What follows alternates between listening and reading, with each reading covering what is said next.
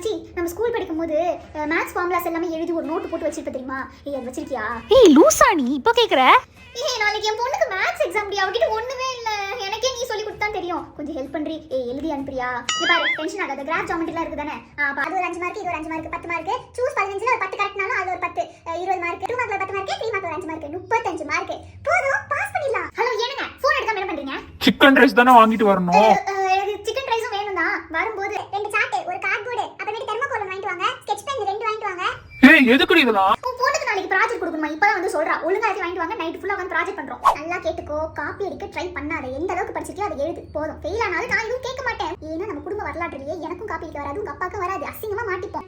என் பொண்ணுக்கு இந்த வாரம் சயின்ஸ் எக்ஸிபிஷன் ஆடி ஒர்க்கிங் மாடல் பண்ணுமா? வரியா? நம்ம 2 பேரும் உட்காந்து ப்ராஜெக்ட் பண்ணலாம். உன்னை விட்டா யார் இருக்கா சொல்லு? நான் காலேஜ் ஸ்கூல் டேஸ்ல உன்னை நம்பி தானே இருந்தேன். சரி வந்து தொலைறேன்டி. வரும்போது கொஞ்சம் ஸ்டேஷனரி மட்டும் வாங்கிட்டு வந்துரு. மறக்காம 2 கம் எக்ஸ்ட்ரா வாங்குடி.